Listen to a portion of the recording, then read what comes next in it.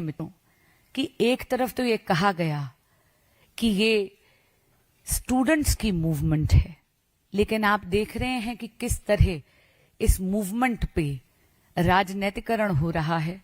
राजनीतिक रोटियां सेकने का एक काम कर रही हैं विपक्षी दल, और विपक्षी दल भी संगठित नहीं है। आपने कल देखा कि किस तरह माननीय नेता प्रतिपक्ष राहुल गांधी जी जाकर जंतर मंतर में नहीं बल्कि प्रधानमंत्री जी के आवास का घेराव कर कर बैठ गए। हम सब जानते हैं कि प्रधानमंत्री जी का जो आवास है वो बहुत ही हाई सिक्योरिटी पॉइंट है। राहुल जी को तो स्वयं ये बात पता होनी चाहिए। अरे भाई, प्रधानमंत्री आवास में तो उनका खुद का बचपन बीता है, इन बातों से वो तो अनभिज्ञ नहीं है। उन्होंने ये कहा कि यदि सरकार सदन में चर्चा करने के लिए तैयार है तो हम उठ जाएंगे।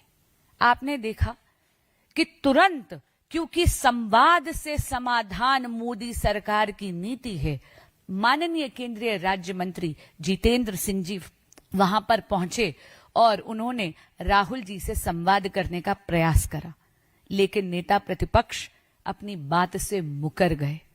आज 193 का नोटिस दिया गया है पार्लियामेंट में।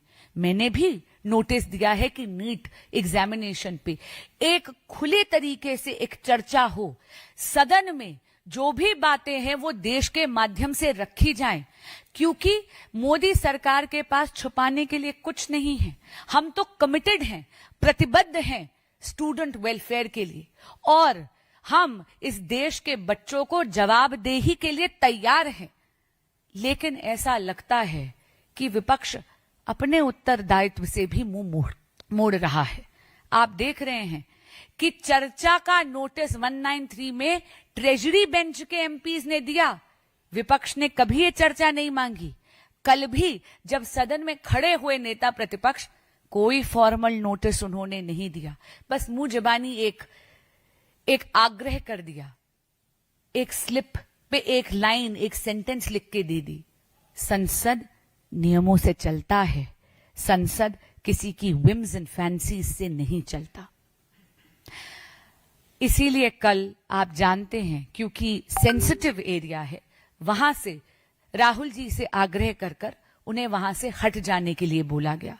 उनके पास तो सदन का मीडियम है, सदन का माध्यम है, वहां पर आकर अपनी बात पूरे के पूरे देश के समक्ष रखने का। लेकिन क्या करें, ये विपक्ष की भूमिका नहीं निभाना चाहते, ये केवल उपद्रव करना चाहते हैं। एक और हैरान कर देने वाली बात, कल आप देख रहे हैं कि विपक्ष ही संगठित नहीं है। एक क्रेडिट की गेम, श्रेय लेने की एक ब्लेम गेम शुरू हो गई विपक्षी दलों में। मेरा आंदोलन वर्सेस तेरा आंदोलन। ये बात मुझे लगता है इसी बात का को परिलक्षित करता है कि कहीं ना कहीं ये आंदोलन और ये मूवमेंट स्टूडेंट्स के हितों की बात नहीं कर रहा। ये तो केवल राजनीतिक अवसरवाद यानी पॉलिटिकल अपॉर्चुनिज्म का एग्जाम्पल है। मैं आप सभी के माध्यम से इस देश के बच्चों को, स्टूडेंट कम्युनिटी को ये कहना चाहूंगी, आप बहुत समझदार हैं, सत्य आपसे छुपा नहीं रहेगा। मैं आपके माध्यम से इस देश के बच्चों को, स्टूडेंट्स को कहना चाहूंगी और आह्वान करना चाहूंगी, मेरे देश का युवा अराजकता का औजार नहीं है, मेरे देश का युवा भारत का राष्ट्र निर्माता है। धन्यवाद। कोई भी प्रकार के यदि प्रश्न हो तो मैं लेने के लिए तैयार हूं। आपने जो बात कही है उसमें लगातार अभिजीत जी कह रहे हैं कि हमें जानबूझकर बंधन बनाया गया था जेपी नड्डा जी के आवाज पर, क्योंकि तितर-बितर करने के लिए प्लानिंग करने की बात को लेकर।